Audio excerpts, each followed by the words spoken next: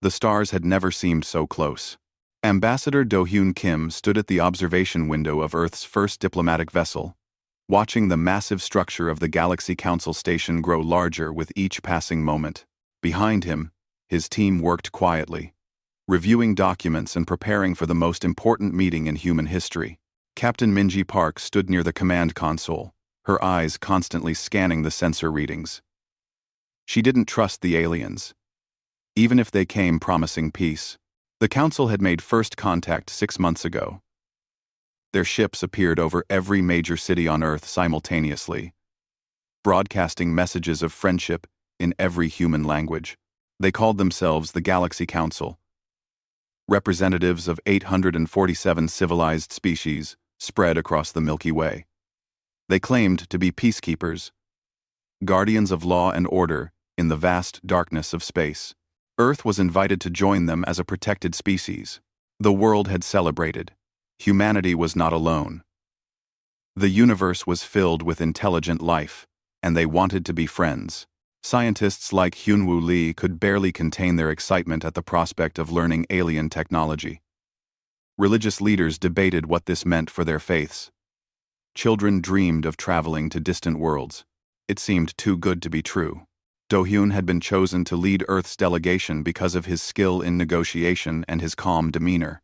He had spent 20 years settling disputes between nations, brokering peace deals, and finding common ground where others saw only conflict. But this was different. These were not humans with familiar motivations and cultural backgrounds. These were beings from worlds he could barely imagine, with histories spanning thousands of years before humanity even discovered fire. The docking procedure took an hour. When the airlocks finally opened, Do-Hyun and his team stepped into a world of wonders. The council station was enormous, a city floating in space with towers that stretched into artificial skies. Aliens of every shape and size walked the corridors. Some had fur, others had scales. Some walked on 2 legs, others floated through the air. The diversity was breathtaking. Their guide was a tall, slender being with blue skin and 4 arms. It called itself Thelmara, and served as one of the Council's senior archons. Thelmara spoke perfect English, its voice musical and pleasant. It explained that the Council had been monitoring Earth for decades, waiting for humanity to reach the right level of technological development. Now that humans had achieved fusion power and had established colonies on Mars and the Moon, they were ready to join the galactic community. The negotiations lasted for months. Earth's representatives lived on the station, meeting with Council officials every day. They discussed trade agreements, cultural exchange programs, and defensive pacts. The Council offered incredible gifts. They promised to share medical technology that could cure cancer and extend human lifespans by decades. They offered faster-than-light travel, allowing humans to reach the stars in days instead of centuries. They guaranteed protection from hostile species that might see Earth as a target, but there were conditions. The Council required that all weapons research be shared with them for the sake of collective security. They insisted that Earth's military be registered and monitored. They demanded that any new human colonies be approved by the Council first. Samin Choi, Earth's chief intelligence officer, attended every meeting remotely from Earth. She voiced concerns about these restrictions, warning that they gave the Council too much control over human affairs. Her warnings were noted but ultimately ignored. The promise of the technology was too tempting. The Council showed Earth representatives medical devices that could heal wounds in minutes. They demonstrated ships that could cross the galaxy in weeks. They presented data on hundreds of peaceful species living in harmony under Council protection. How could Earth refuse? After 6 months of debate, Earth's government voted to accept the Council's offer. The Covenant of Protected Worlds was signed in a grand ceremony attended by representatives from dozens of alien species. Do-Hyun placed his signature on the document, using a pen made from materials found only on Earth. Thelmara signed with all 4 of its hands simultaneously. The treaty was sealed. Earth erupted in celebration. Parades filled the streets of every major city. the United Nations declared a global holiday. Scientists began preparing to receive the promised technology. Doctors studied the medical data the Council had provided. Engineers examined the blueprints for FTL drives. Humanity stood on the edge of a new age, but Minji Park did not celebrate. She had spent months watching the Council's security forces, observing their ships and their procedures. Something felt wrong. The Council's military was massive, far larger than necessary for simple peacekeeping. Their ships were heavily armed, designed for war rather than exploration. When she mentioned this to Do-hyun, he told her that the galaxy was a dangerous place. The Council needed strength to maintain order. 2 years passed. Earth received the promised technology in carefully measured doses. The medical treatments worked, but they required regular injections of a compound only the Council could manufacture. The FTL drives were installed in human ships, but they contained black boxes that human engineers were forbidden from opening. Trade with alien species increased, but all transactions had to be approved by Council administrators. Salmon Choi's intelligence network had been working quietly during those 2 years. She had placed agents throughout Council space, posing as human traders and explorers. They gathered information, made contacts with other species, and observed how the Council operated. What they discovered disturbed her deeply. Then came the breakthrough. Ji-won Han, a communications specialist working at Earth's orbital relay station, intercepted an encoded transmission between 2 Council ships. She was not supposed to be able to decode it. The Council had assured Earth that their encryption was unbreakable. But Ji-won was brilliant, and she had been studying Council technology for 2 years. She found a pattern in the code and broke through. What she read made her blood run cold. The transmission discussed Earth's integration phase and mentioned something called the harvest schedule. It referenced 23 previous species that had undergone the same process. It spoke of resource extraction and labor optimization. It used terms that sounded like military occupation, not peaceful cooperation. Ji-won immediately contacted So-min Choi.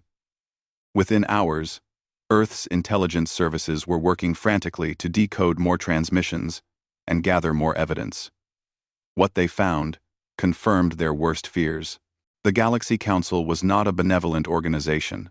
It was an empire built on deception and exploitation. The emergency meeting was held in a bunker, 3 kilometers beneath the surface of the Swiss Alps. President Yuna Kang sat at the head of a long table, surrounded by military commanders, intelligence chiefs, and scientific advisors. The evidence was spread across holographic displays that filled the room. Every person present understood that what they decided in the next few hours would determine the survival of the human species. So-min Choi stood and began her presentation. Her voice was steady, but her hands trembled slightly as she activated the first file. The intercepted transmissions appeared in the air, translated into English. They told a story of systematic exploitation that had been refined over centuries. The Council would make contact with a developing species, offer them advanced technology, and slowly make them dependent. Once the target species could no longer function without Council support, the harvest would begin. The harvest was not subtle. The Council would take control of the species' military, using the hidden backdoors in the technology they had provided. They would seize natural resources, enslave populations, and reduce entire civilizations to labor camps. 23 species had suffered this fate.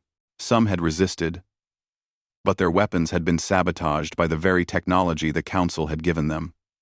Others had surrendered without a fight, unable to believe their friends had betrayed them. Admiral Junyo Num, Earth's highest-ranking military officer, listened in silence.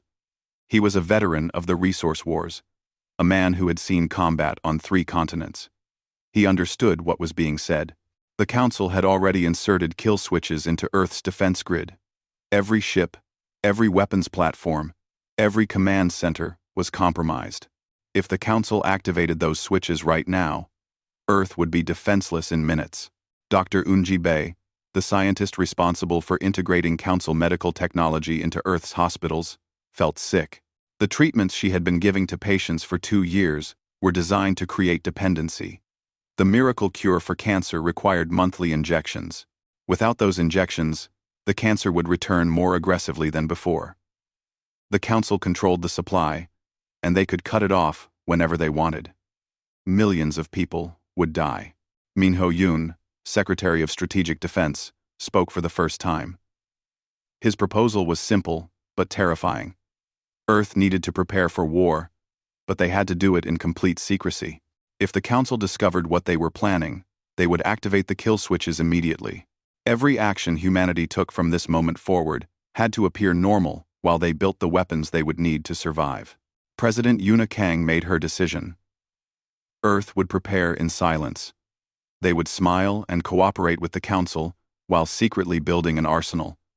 It was a gamble. If they were discovered, humanity would die. But if they did nothing, humanity would die anyway, just more slowly. At least this way, they had a chance. The work began immediately. Colonel Seo Jun Kwan was placed in command of Project Thunderfall, the secret construction of a military fleet in the asteroid belt. The asteroids provided natural cover and abundant raw materials. Mining operations increased across the belt, but the council saw nothing suspicious. Humans were an ambitious species, always expanding, always building. The council expected this behavior. The construction proceeded with extreme caution. Ships were built inside hollowed-out asteroids, hidden from sensors. Communication between Earth and the construction sites was limited to avoid detection. Workers were told they were building mining equipment and orbital habitats. Only a handful of people knew the truth. Seo-jun himself spent 18 months living in those hidden shipyards, watching as humanity's secret weapon took shape. Ho-eun-oh was one of the few who knew everything. As Earth's leading weapons engineer, she had been studying council technology since the first devices arrived. She had noticed something interesting. The council's weapons were advanced, but they followed predictable patterns. They relied on energy shields and plasma weapons that had not changed significantly in centuries. The council was comfortable, complacent. They had not faced a real challenge in generations. Haeun began designing weapons based on older human theories, concepts that had been developed before first contact. Kinetic weapons that moved too fast for shields to react. Nuclear-tipped missiles that could overwhelm energy barriers through sheer force. Chemical explosives that worked in ways the council had never encountered. She took humanity's history of warfare and turned it into an advantage. Humans had been killing each other efficiently for thousands of years. That terrible expertise would now be turned against the council. Meanwhile, Agent Jiho Shin was on the other side of the galaxy. She had volunteered for the most dangerous assignment imaginable, using forged documents and a carefully constructed false identity. She had infiltrated council territory. She posed as a human merchant, traveling between worlds, making contacts, and gathering intelligence. What she discovered gave Earth hope. The council was not universally supported. Many species resented their overlords but were too afraid to resist. Jiho found resistance movements on a dozen worlds, small groups of rebels who hid in the shadows and dreamed of freedom. One group in particular caught her attention. The Keltarians were a warrior species who had been conquered 70 years ago. They had never stopped fighting, even though each rebellion was crushed brutally. Their leader, a scarred veteran named Velnoth, listened carefully when Jiho told him that humanity was preparing to challenge the council. Back on Earth, Min Seok-an worked in a different kind of battlefield. As a cyber warfare specialist, he understood that modern war was fought with code as much as with weapons. He had been studying the council's computer networks for 2 years, mapping their systems, finding vulnerabilities. Now he was building a virus, a digital weapon that would strike at the heart of council infrastructure when the time came. The virus was elegant in its simplicity. It would hide in normal communications traffic, spreading silently through council networks. Once activated, it would shut down communication relays, scramble navigation systems, and lock weapons controls. The council's advantage was their coordination across vast distances. Min Seok's virus would blind them, leaving their ships isolated and confused. Taehyung Sung, Earth's chief military strategist, spent months developing battle plans. He studied every scrap of information about Council tactics and weaknesses. He analyzed the 23 failed rebellions, learning from their mistakes. He understood that Earth could not win a conventional war. The Council had more ships, more weapons, and more experience. Humanity's only chance was to fight unconventionally, using tactics the Council would never expect. The months turned into a year, and the year into 2. The construction in the asteroid belt continued.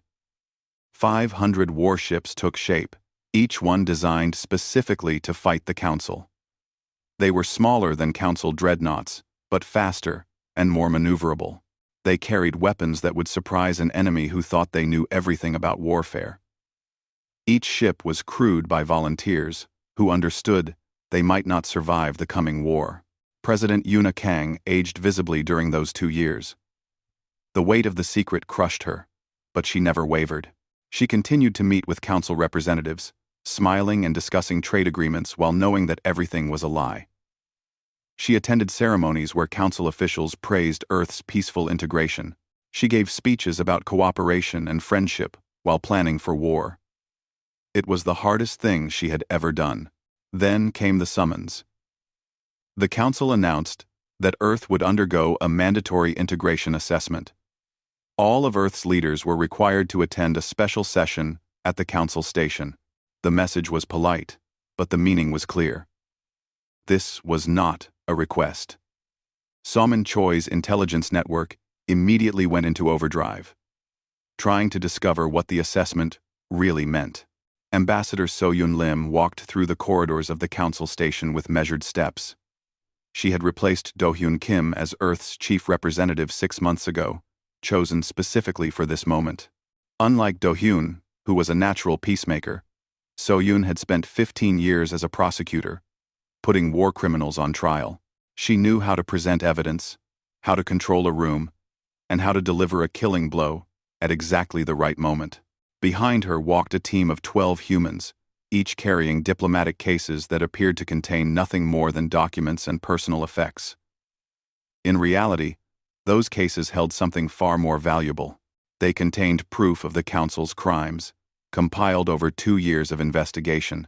Every intercepted transmission, every decoded message, every piece of evidence was stored in those innocent-looking containers. The Council chamber was enormous, a circular room with seating for thousands of representatives from hundreds of species. At the center was a raised platform where Archon Thelmara and the other Council leaders sat in positions of authority. The architecture was designed to make visitors feel small and insignificant. So-Yun barely noticed. She had stood before judges and juries her entire career. She knew how to command attention, regardless of the setting. Thelmara's voice echoed through the chamber as it called the session to order. The Archon spoke about Earth's progress, about humanity's integration into the galactic community, about the bright future that awaited them. Then its tone changed. It spoke of concerns, of reports that Earth was not fully complying with the treaty. There were allegations of unauthorized military buildup, of hidden research, of suspicious activity in the asteroid belt. So-Yun listened without expression. This was the moment they had been preparing for. The Council was about to spring their trap. She glanced at her team, giving the smallest nod. They were ready. Thelmara made its demands. Earth must immediately open all military facilities to Council inspection. All ship construction must cease until proper authorization was granted. All weapons research must be turned over to Council authorities. And finally, Earth's defense grid must be placed under direct Council control for security purposes. The chamber fell silent, waiting for Earth's response. So-Yun stood slowly. She walked to the center of the platform, her footsteps loud in the quiet room. She looked up at Thelmara and smiled. It was not a friendly smile. It was the smile of someone holding 4 aces in a poker game. She activated her personal communicator, and suddenly the entire chamber filled with holographic displays. The intercepted transmissions appeared for everyone to see, translated into the primary languages of every species present. The evidence of the Council's deception floated in the air, undeniable and damning. Gasps of shock rippled through the assembled representatives. So-Yun began to speak. Her voice was clear and steady, amplified so that every being in the chamber could hear her words. She laid out the Council's pattern of exploitation, naming the 23 species who had been enslaved. She showed communications, discussing harvest schedules and resource extraction. She displayed secret Council documents that referred to protected species as assets to be exploited. She presented everything. Thelmara tried to interrupt, claiming the documents were forgeries, human propaganda designed to sow discord. But So-Yun was prepared for this. She played audio recordings of Council officials discussing the harvest, their voices unmistakable. She showed video of Council military forces enslaving populations on distant worlds. She provided authentication codes that proved every document was genuine. The chamber erupted in chaos. Representatives from dozens of species began shouting questions at the Council leaders. Some were angry. Others were afraid. Many looked at the humans with new respect and more than a little fear. Humanity had been spying on the Council for 2 years, gathering evidence, preparing for this confrontation. What else were they capable of? Thelmara made its final move. The Archon activated the hidden kill switches that had been planted in Earth's technology. With a thought, it sent the signal that should have shut down every human ship, every weapons platform, every defense system. The Council had used this tactic before. Once a species was defenseless, resistance became impossible. Nothing happened. So-Yun's smile widened. She spoke directly to Thelmara now, her voice cold and hard. She explained that Earth's engineers had found the kill switches months ago. Every piece of compromised technology had been isolated, studied, and removed. Earth's military was running on purely human systems now, systems the Council could not touch. The trap had failed. Daeyun Ryu, watching from Earth's command center, allowed himself a moment of satisfaction. He had spent 18 months leading the effort to purge Council technology from Earth's systems. His team had worked in absolute secrecy, replacing every compromised component with human-built alternatives. It had been exhausting, dangerous work. One mistake would have alerted the Council, but they had succeeded. Back in the Council chamber, So-Yun was finishing her presentation. She spoke of the Council's crimes against sentient species.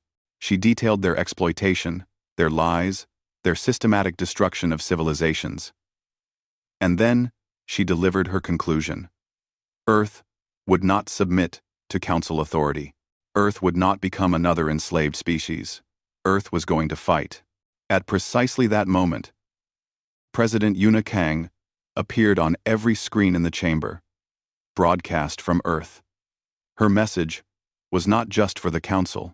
It was for every species in the galaxy, transmitted on all frequencies, impossible to block or censor. She spoke of justice and freedom. She spoke of the right of all species to determine their own fate. And she spoke of war. Her final words echoed across the galaxy. Earth will not be enslaved. War. The transmission ended.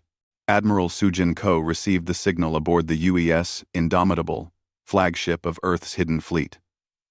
Around her, 499 other warships powered up their engines simultaneously. They emerged from their hiding places in the asteroid belt, appearing on sensors across the solar system. The secret was out. Humanity had built an armada.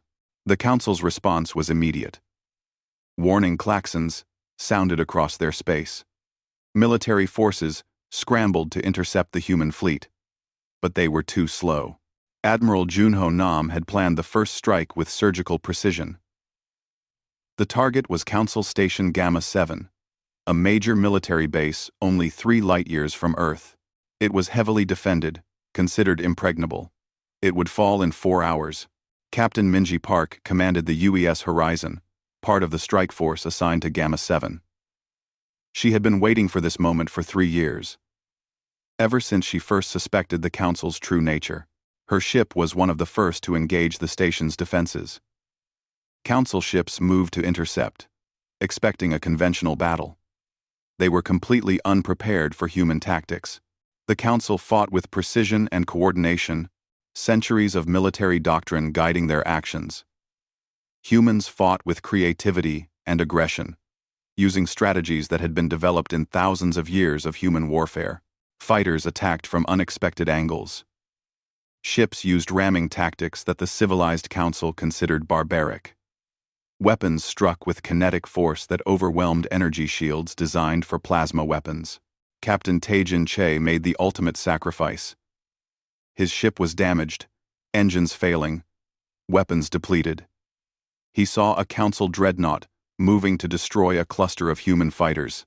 He made his decision in seconds. He rammed his ship into the dreadnought at full speed. The explosion consumed both vessels, but the fighters escaped. 30 crew members died to save 300. In the chaos of battle, their sacrifice went almost unnoticed. Just one small tragedy in a larger war. The station fell. Council defenders surrendered or died. Human casualties were significant. 60 ships damaged and 12 destroyed. But the victory was complete and total. Earth had struck the first blow. And it had been devastating. The message was clear. Humanity would not go quietly. If the Council wanted to enslave Earth, they would pay for it in blood. News of the victory at Gamma 7 spread through the galaxy at the speed of light. On 1,000 worlds, beings who had lived under Council rule for centuries heard the impossible. Humanity, the newest species to join the galactic community, had declared war on the Council and won their first battle. Reactions varied wildly. Some species dismissed it as a temporary setback for the Council. Others began to hope that perhaps the Empire could be challenged after all. General Haejin Baek did not wait for the political situation to develop. While the galaxy debated, she led ground forces to 3 worlds, where enslaved species toiled in Council labor camps. The liberation operations were swift and brutal. Council garrison forces, accustomed to terrorizing helpless civilians, found themselves facing human soldiers who had trained for exactly this kind of combat. The camps were freed within days. The freed populations provided something more valuable than gratitude. They provided evidence. Thousands of testimonies, recorded atrocities, documentation of crimes spanning centuries. Jiwon Han, now promoted to head of Earth's Information Warfare Division, ensured that every piece of evidence was broadcast across the galaxy. The Council could no longer hide behind their reputation as peacekeepers. The truth was out, and it was horrifying.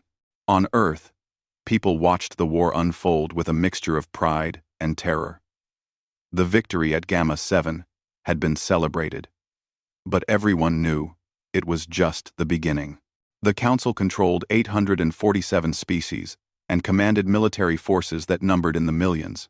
Earth's fleet of 500 ships seemed impossibly small in comparison. But humans had faced impossible odds before and survived. They would do it again. The Council's response was everything Earth's strategists had predicted. Council Supreme Commander Draxiel assembled the Grand Fleet, pulling ships from garrisons across Council space, 3,000 warships, representing the full might of an empire that had ruled the galaxy for 800 years. Their mission was simple: destroy Earth's military, occupy the planet, and make humanity an example that would terrify any other species thinking of rebellion. The Council made their intentions clear. They would use forbidden weapons, technologies banned by their own laws. Earth would be left uninhabitable, its cities reduced to radioactive ruins, its people scattered as slaves across the galaxy. It was a punishment designed to be remembered for millennia. No species would ever challenge the Council again. Unknown to Draxiel, Agent Jiho Shin was aboard his flagship. She had spent 3 years building her cover identity, gaining trust, working her way deeper into Council operations. Now she stood in the communications center of the Council's most powerful ship, surrounded by the Empire's most sensitive military secrets. She had one job: get the battle plans to Earth. The transfer took 17 minutes. Jiho copied every file, every tactical analysis, every strategic assessment. She learned the Council's planned approach to the solar system, their expected formation, their contingency plans for every possible human response. Then she sent it all to Earth, using a quantum communication device so small it fit in her palm. The Council never knew they had been compromised. Admiral Sujin Ko read the intelligence report and smiled. She had been commanding military forces for 30 years, and she had never had this kind of advantage. She knew exactly what the enemy planned to do. She could prepare the perfect counter. She sent word to Admiral Junho Nam, who was coordinating the defense from his flagship in orbit around Mars. They began to plan. The Council's Grand Fleet arrived at the edge of the solar system 2 weeks later. Draxiel had never personally commanded a force this large. He felt invincible. 3,000 ships against humanity's remaining 400. The battle would be over in hours. He would return to Council space as the commander who crushed the human rebellion. His name would be remembered forever. The human fleet waited near Neptune, positioned to defend the inner system. From a distance, it looked like a desperate last stand. The Council commanders saw what they expected to see: a primitive species making a futile gesture of defiance before inevitable defeat. They advanced in perfect formation, confident in their overwhelming superiority. The first sign that something was wrong came when human fighters appeared from behind Neptune's largest moon. They moved in ways that violated every standard tactical doctrine. Instead of engaging in orderly combat, they scattered in all directions, forcing Council ships to break formation to pursue them. It was chaos, confusion, everything military training taught commanders to avoid. But chaos was exactly what the humans wanted. Commander Yejin Song led her fighter squadron through the Council lines, like a knife through flesh. Her pilots used tactics that seemed insane, flying so close to Council ships that automated defenses could not track them. They targeted communications arrays and sensor clusters, blinding the larger vessels without destroying them. The Council fleet began to lose coordination. Admiral Junho Nam watched from the Indomitable as the Council fleet fell into disarray. They were trying to fight a conventional battle, maintaining formation, following established procedures. Humans were fighting like pirates, like raiders, like desperate survivors with nothing to lose. Every advantage the Council had in numbers and firepower was being negated by unconventional tactics. The battle raged for 3 days. Neither side could gain a decisive advantage. The Council had more ships, but they were fighting an enemy that refused to engage in predictable ways. Human vessels would appear, strike, and vanish into the outer system, using the planets and moons as cover. Council commanders found themselves chasing shadows, while their supply lines were harassed by small attack groups. On the second day, unexpected allies arrived. 200 ships from freed species dropped out of FTL at the edge of the battlefield. The Keltarians led the charge, with Velnoth commanding from his flagship. His warriors had been waiting decades for this moment. A chance to strike back at their oppressors. They fought with ferocious intensity, refusing to retreat even when outnumbered. Colonel Kyungmin Jang coordinated Earth's planetary defenses from a command center in Siberia. When Council ships attempted to bypass the main fleet and strike at Earth directly, they were met with thousands of missiles launched from surface installations. The Council had not expected humans to weaponize their entire planet. Every military base, every orbital platform, every hidden silo contributed to the defensive fire. Dr. Unji Bei had spent 2 years developing new weapons specifically for this battle. Now they were put to the test. Railguns mounted on human ships fired projectiles at a significant fraction of light speed. The kinetic energy was enough to punch through Council shields, which were designed to deflect energy weapons. Council ships died before their commanders understood what had killed them. The turning point came on the 3rd day. Draxiel, frustrated by his inability to end the battle quickly, ordered his fleet to concentrate their fire on a single target. He would destroy the human flagship and break their morale. It was a sound tactical decision based on centuries of military experience. It was also exactly what the humans wanted him to do. As the Council fleet bunched together to focus their attack, human ships activated weapons that had been kept hidden until this moment. Nuclear missiles, technology the Council considered primitive and ineffective, were launched by the hundreds. Each warhead was designed to overwhelm shields through sheer explosive force rather than sophisticated energy manipulation. The Council's defenses were optimized for the wrong threat. The nuclear barrage tore through Council formations. Ships that had survived for centuries in Council service died in nuclear fire. Draxiel watched in horror as his invincible fleet began to break apart. He ordered a retreat, but the chaos was too great. Individual ships fled in all directions, abandoning formation, abandoning their mission, abandoning each other. The battle ended with the Council's retreat. They left behind wreckage from 2,000 ships. 60% of the Grand Fleet was destroyed or disabled. Human losses were significant. 150 ships destroyed, 50,000 dead. But the victory was undeniable. Earth had faced the full might of the Council's military and survived. President Yuna Kang addressed Earth in the aftermath of the battle.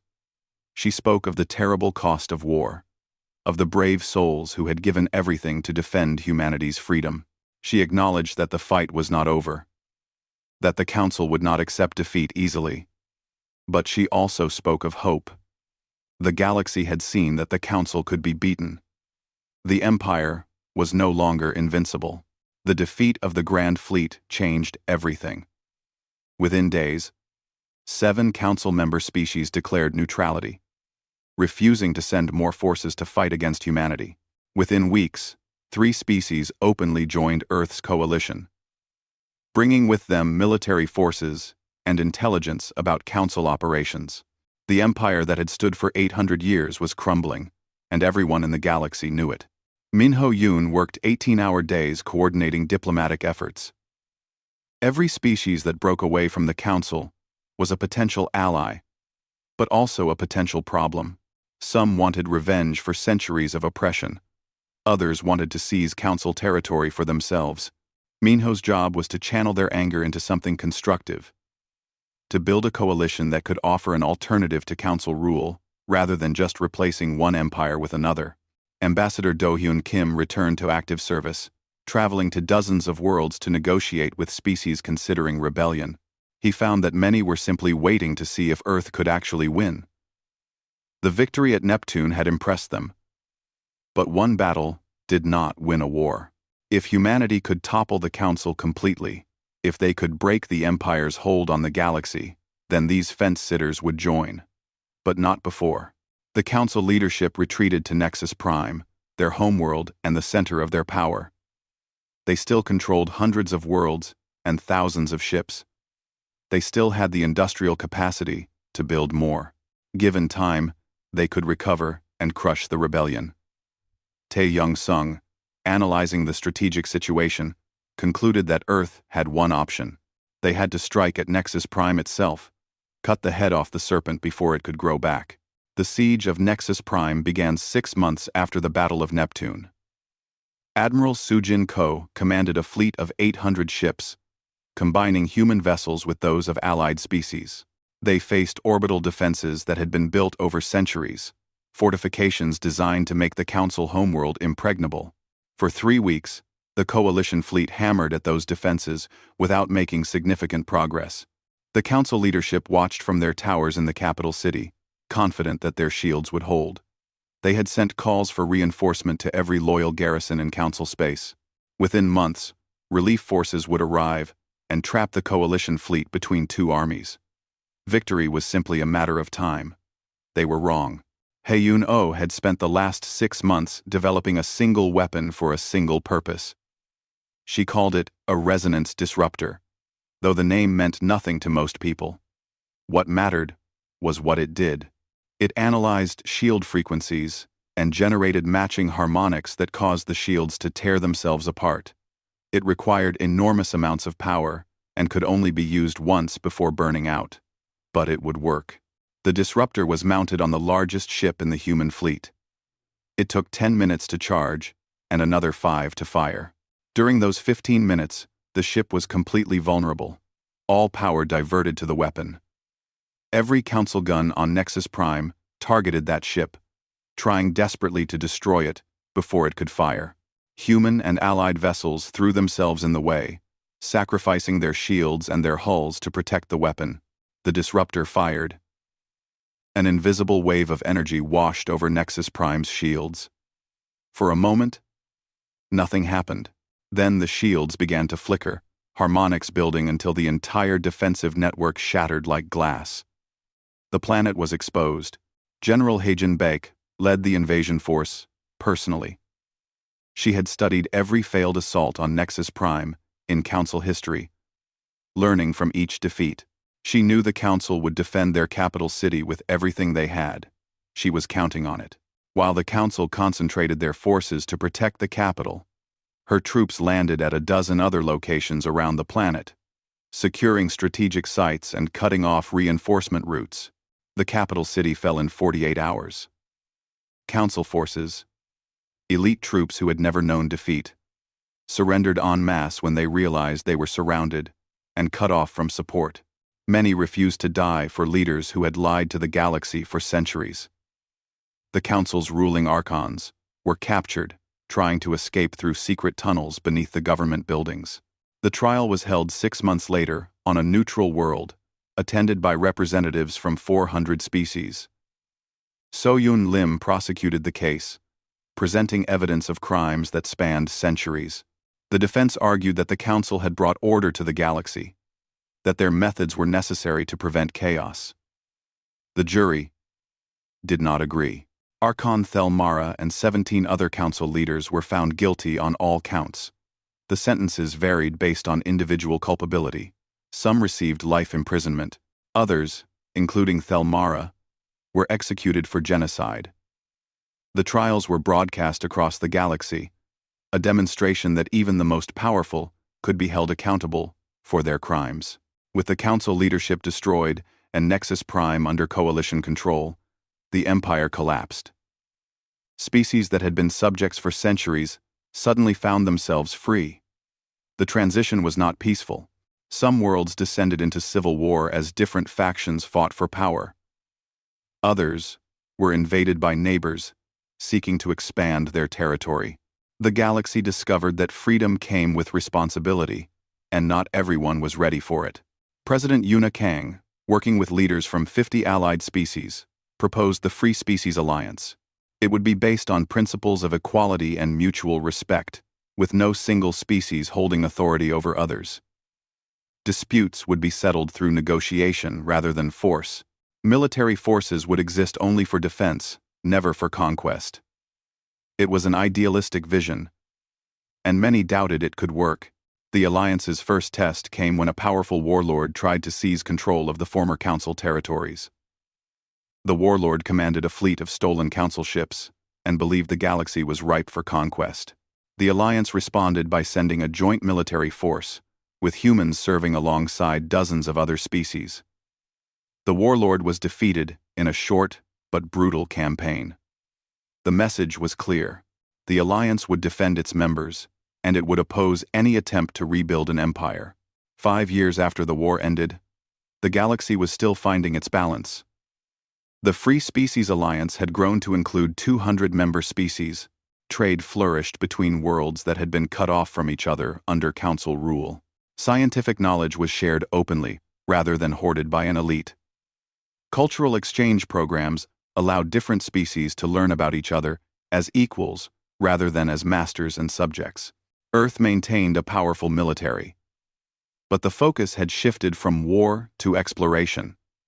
Captain Minji Park, promoted to admiral, commanded humanity's first deep space exploration fleet. Her mission was to venture beyond the known galaxy, to discover what lay in the vast darkness between spiral arms. She led a crew of humans and aliens working together, united by curiosity rather than fear. Jiwan Han established a galactic communications network free from censorship or control. Every species could communicate with every other species without interference. Information flowed freely, making it nearly impossible for any group to dominate through control of knowledge. She believed that an informed galaxy was a free galaxy, and she dedicated her life to keeping it that way. On Earth, memorials were erected to honor those who died in the war. 50,000 names carved in stone, representing every soldier, sailor, pilot, and civilian who gave their life for humanity's freedom. President Yuna Kang attended the dedication ceremony, now elderly but still sharp. She spoke of sacrifice and the price of liberty. She reminded the crowd that freedom was never free, that each generation had to be willing to defend it. The final monument was dedicated to Captain Taejin Che and his crew, the first humans to die in the war against the Council.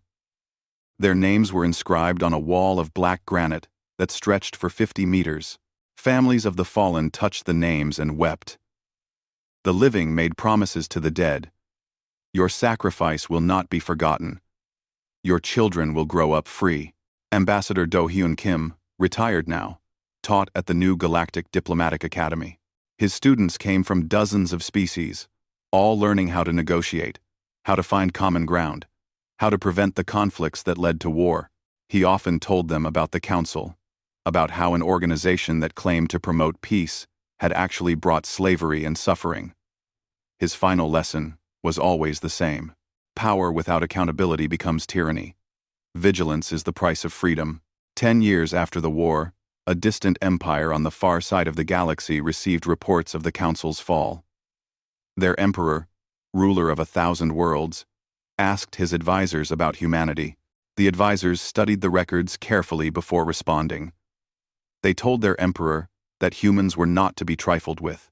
They had fought for 2 reasons, because they were deceived and because they refused to kneel.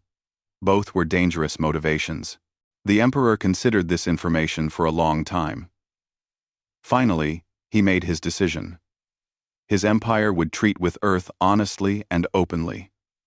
There would be no deception, no hidden agendas, no attempts at manipulation. He had no desire to learn firsthand why the galaxy now called humanity the species that broke the unbreakable. Some lessons were better learned from the mistakes of others. On Earth, life continued. Children grew up hearing stories of the war, of brave soldiers who fought impossible odds, of leaders who refused to surrender, of ordinary people who did extraordinary things when faced with extinction. The stories became legends, and the legends became part of human culture. Earth had faced the greatest empire in the galaxy and won. That victory defined humanity's place among the stars. But the people of Earth also remembered the cost. The war had killed hundreds of thousands and left scars that would take generations to heal. They built their new society with that memory in mind, determined to use their power wisely, to help rather than dominate, to protect rather than conquer. They had learned what the Council never understood. True strength comes not from the ability to enslave others, but from the courage to set them free. The galaxy moved forward into an uncertain future. The Free Species Alliance faced challenges every day, problems that had no easy answers, but they faced them together, as equals, working to build something better than what had come before. It was messy, complicated, and sometimes frustrating. It was also free, and for the first time in centuries, that was enough.